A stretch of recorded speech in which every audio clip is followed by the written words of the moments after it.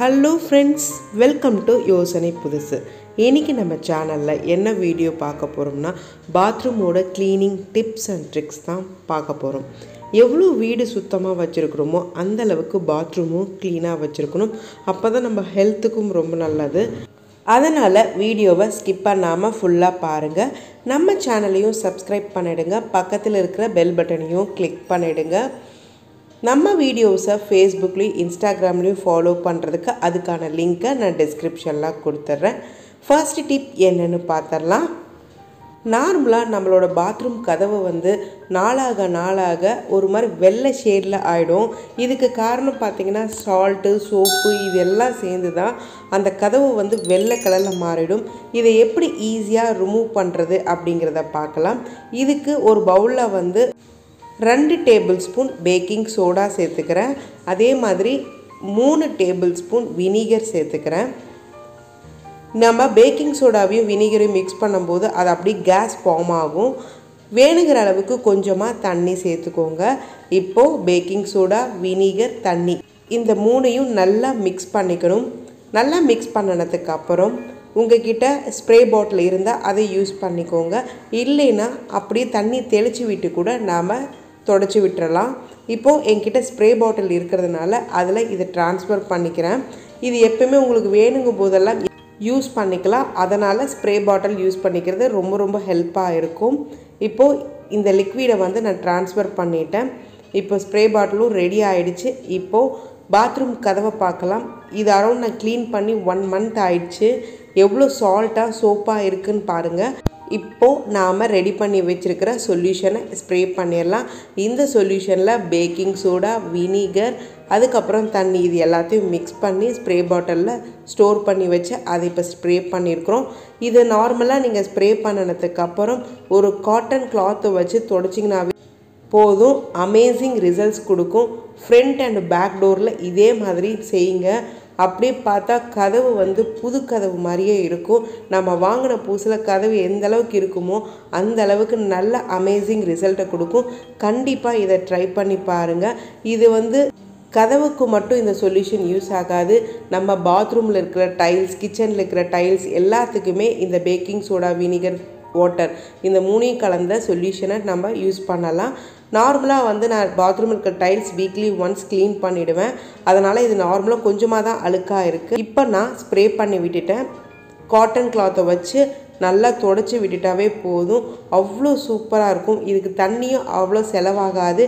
கண்டிப்பாக இந்த மெத்தடை ட்ரை பண்ணி பாருங்கள். உங்களுக்கு பெஸ்ட் ரிசல்ட்ஸை கொடுக்கும். டோரை 15 டேஸ் ஒன்ஸும், டைல்ஸை வீக்லி ஒன்ஸும் க்ளீன் பண்ணுங்கள் போதும். அடுத்த டிப்ஸ் என்னென்னு பார்த்துடலாம். நம்ம நார்மலாக பாத்ரூமுக்கு ஃப்ரெஷ்னர் யூஸ் பண்ணுவோம்.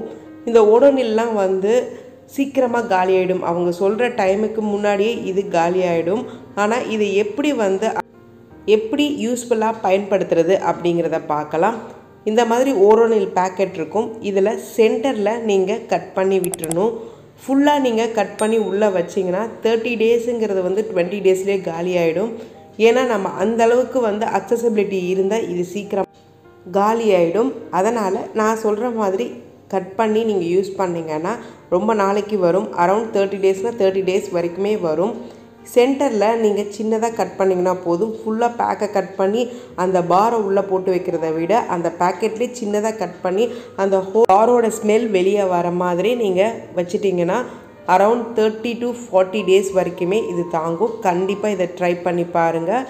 அடுத்த டிப்ஸ் என்னென்னு பார்த்துடலாம். நம்ம பாத்ரூமில் ரெகுலராக டாய்லெட் போயிட்டு வந்தாலோ, யூரின் போயிட்டு வந்தாலோ ஸ்மெல்லை அடிச்சுக்கிட்டே இருக்கும். எவ்வளவு தண்ணி ஊற்றிட்டு வந்தாலும் அந்த ஸ்மெல் ஒரு 10 மினிட்ஸுக்கு போகவே போகாது. இதை எப்படி இன்ஸ்டண்ட்டாக சால்வ் பண்ணுறது அப்படின்னு பார்த்தீங்கன்னா, ஒரு பவுல் எடுத்துக்கோங்க. 1 டேபிள் ஸ்பூன் கம்ஃபோர்ட், அது ப்ளூவா, பிங்கா, க்ரீன் எதாக இருந்தாலும் பரவாயில்லை. 3 டேபிள் ஸ்பூன் தண்ணி சேர்த்துக்கிட்டு நல்லா இந்த கம்ஃபோர்ட்டையும் தண்ணியும் நல்லா மிக்ஸ் பண்ணிக்கலாம். இதை மிக்ஸ் பண்ணினதுக்கப்புறம் வீட்டில் தேவையில்லாத பாட்டில்ஸ் ஏதாவது இருக்கும், பிளாஸ்டிக் பாட்டில், அதில் இந்த மூடியில் மட்டும் இந்த மாதிரி சின்னதாக ஹோல் போட்டு வச்சுக்கோங்க. அந்த மாதிரி ஒரு பாட்டிலை நான் ரெடி பண்ணிக்கிட்டேன். இப்போது ரெடி பண்ணி வச்சுருக்கிற அந்த சொல்யூஷனை இந்த பாட்டிலில் நம்ம ட்ரான்ஸ்ஃபர் பண்ணிடலாம். நான் ட்ரான்ஸ்ஃபர் பண்ணியாச்சு. இதை எப்படி யூஸ் பண்ணுறது அப்படிங்கிறதையும் பார்க்கலாம். இது நிறைய நீங்கள் ஸ்டோர் பண்ணி வச்சுக்கிட்டிங்கன்னா யார் பாத்ரூம் போயிட்டு வந்தாலும் இந்த சொல்யூஷனை ஸ்ப்ரே பண்ணாங்கன்னா ஸ்மெல் எதுவும் வராமல் நல்ல ஸ்மெல் தான் வரும். கண்டிப்பாக இதை ட்ரை பண்ணுங்கள். அதே மாதிரி கம்ஃபர்ட்டுக்கு பதிலாக ஷாம்பு பயன்படுத்த வேண்டாம், அதில் நுர வரும். அதனால் இது அக்சசிபிலிட்டிக்கு ஹெல்ப் பண்ணாது. கண்டிப்பாக கம்ஃபர்ட்டை மட்டும் பயன்படுத்துங்க. அடுத்த டிப் என்னன்னு பார்த்துடலாம். என்ன தான் நம்ம பாத்ரூமை க்ளீன் பண்ணி வச்சாலும் நைட்டு பார்த்திங்கன்னா நாம் தூங்க போனதுக்கப்புறம் நல்லா இருட்டாக இருக்கிற சமயத்தில் இந்த கருப்பாம்பூச்சி, வண்டு இதெல்லாம் எப்படி வெளியே வரும்னே தெரியாது. அதுங்க எல்லாமே சுதந்திரமாக நடமாடுறது இந்த நைட் டைமில் தான். அதை எப்படி நம்ம பாத்ரூமுக்கு வர வைக்காமல் பண்ணுறது அப்படிங்கிறத பார்க்கலாம். 1 கப் நான் ப்ளீச்சிங் பவுடரை எடுத்துக்கிட்டேன்.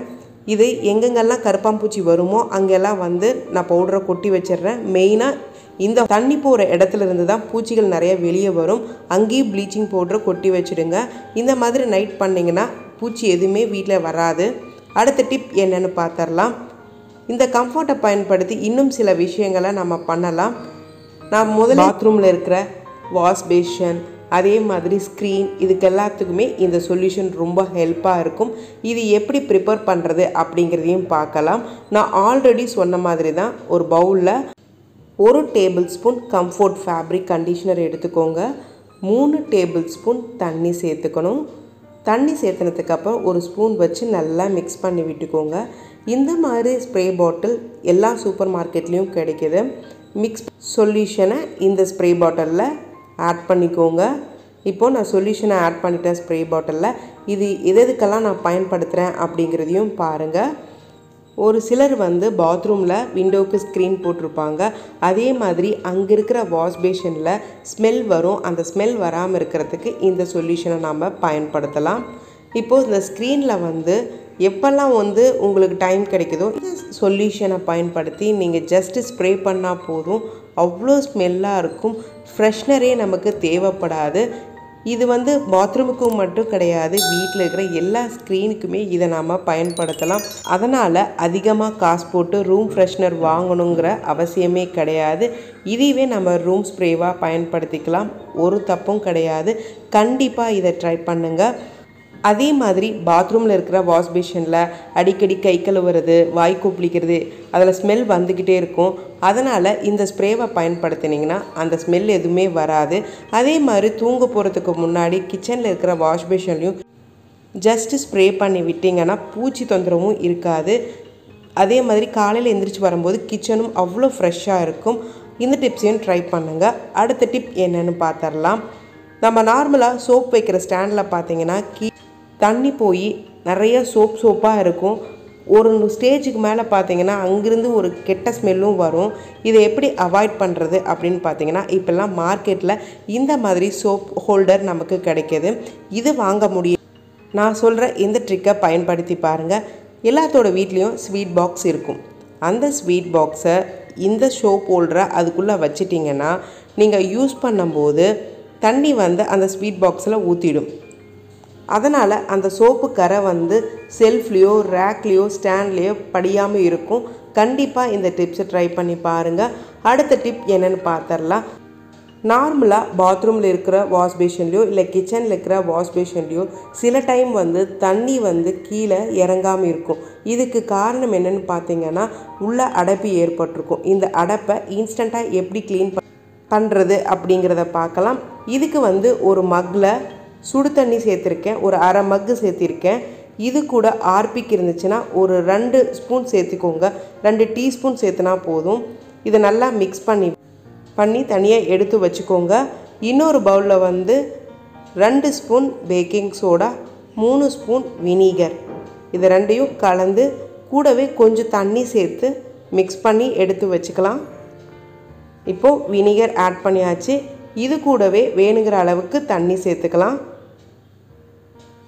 ஸ்பூன் வச்சு நல்லா மிக்ஸ் பண்ணி விட்டுட்டு இதையும் தனியாக எடுத்து வச்சுக்கலாம்.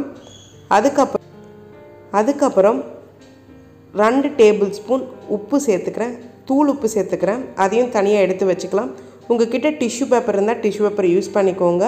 இல்லைன்னா நம்ம மாஸ்க் இருக்கும் பார்த்தீங்களா, வேஸ்ட்டான மாஸ்க் இருந்துச்சுன்னா அதை கூட பயன்படுத்திக்கலாம். நான் அதில் ரப்பர் மட்டும் ரிமூவ் பண்ணிவிட்டு அந்த மாஸ்க்கு எந்த வாஷ் பேஷனில் அடைப்பு ஏற்படுமோ அந்த வாஷ் பேஷனில் வச்சிடுறேன். நல்லா ஸ்ப்ரெட் பண்ணி விட்டுட்டு தூள் உப்பு எடுத்து வச்சுருக்கோம் இல்லையா, இதில் கொட்டிடலாம். இதுக்கப்புறம் நம்ம கலந்து வச்சுருக்கிற பேக்கிங் சோடா, வினிகர் அந்த தண்ணியையும் ஆட் பண்ணிக்கலாம். பாருங்கள், நுரை நல்லா வெளியே வருது. இது கூட நம்ம ரெடி பண்ணி வச்சுருக்கிற சுடு தண்ணி ஹார்பிக் சொல்யூஷனை ஆட் பண்ணோம்னா நல்லா நுரை வெளியே வர ஆரம்பிச்சிடும். அதாவது கொஞ்சம் கொஞ்சமாக அந்த அழுக்கு ரிமூவ் ஆகிட்டே இருக்குங்கிறதுக்கான ஐடென்டிஃபிகேஷன். கடைசியாக கொஞ்சமாக தண்ணி ஊற்றிடுங்க. இது நைட்டு தூங்க போகிறதுக்கு முன்னாடி செஞ்சிங்கன்னா நல்ல ரிசல்ட் கிடைக்கும். அடைப்பு இருக்காது, க்ளீனாக இருக்கும், தண்ணி ஈஸியாக ஃப்ளோ ஆகும். இந்த டிப்பை ட்ரை பண்ணுங்கள். அடுத்த டிப் என்னென்னு பார்த்துடலாம். நார்மலாக பாத்ரூமில் டாய்லெட் க்ளீன் பண்ணுற ப்ரஷ்ஷு, மாப் அப்படின்னு எல்லா ஐட்டமும் இருக்கும். இதை நாம் என்ன பண்ணுவோம்னா ஒரு இடத்துல ஓரமாக வச்சுருவோம். இதனால் ஜெர்ம்ஸ் நிறையா ஃபார்ம் ஆகும். இதை எப்படி ஹைஜீனிக்காக வச்சுருக்கணுங்கிறதையும் பார்க்கலாம். நார்மலாக ப்ரஷ்ஷு, மாப் இது எல்லாத்தையும் க்ளீன் பண்ணிவிட்டு வெயிலை நல்லா காய வச்சுட்டு அதுக்கப்புறம் இந்த மாதிரி ஒரு ஆணி ஸ்டாண்டில் நீங்கள் மாட்டி விட்டுட்டிங்கன்னா கீழே ஏன்னா ரெகுலராக தண்ணி நம்ம கீழே பயன்படுத்திக்கிட்டே இருப்போம். அதனால் இது மூலமாக நமக்கு ஜெர்ம்ஸ் வர வாய்ப்பு இருக்குது. இதுக்கான ஸ்டாண்ட்ஸ் எல்லாமே அமேசான், ஃப்ளிப்கார்ட்லாம் கிடைக்குது. கண்டிப்பாக ட்ரை பண்ணுங்கள். அடுத்த டிப் என்னென்னு பார்த்துடலாம். நார்மலாக toilet cleaner, floor cleaner, spray bottles இது எல்லாத்தையும் தனித்தனியாக வச்சுருப்போம். நிறைய ஸ்பேஸ் ஆக்குப்பை ஆகும். இந்த மாதிரி பேஸ்கெட்டில் நம்ம ஸ்டோர் பண்ணி வச்சுட்டோம், ஆர்கனைஸ் பண்ணி வச்சுட்டோம் அப்படின்னா நீட்டாகவும் இருக்கும், ஸ்பேஸும் கம்மியாக தான் ஆகும். இப்போது நான் ஒரு சின்ன பேஸ்கெட்டில் floor cleaner, toilet cleaner, fabric conditioner, Dettol, spray bottle இது எல்லாத்தையும் ஒரே கண்டெய்னரில் ஸ்டோர் பண்ணி வைக்கும்போது இடமும் கம்மியாக பிடிக்கும். அதே மாதிரி நீட்டாகவும் ஆர்கனைஸ் பண்ணி வைக்கலாம். இதை கண்டிப்பாக ட்ரை பண்ணி பாருங்கள். ரொம்ப ஹெல்ப்ஃபுல்லாக இருக்கும். இந்த பேஸ்கெட் எல்லாமே Amazon, Flipkart, Meesho, even super மார்க்கெட்டில் கூட ஈஸியாக கிடைக்குது. கண்டிப்பாக இந்த மாதிரி ஸ்டோர் பண்ணி வச்சுக்கோங்க.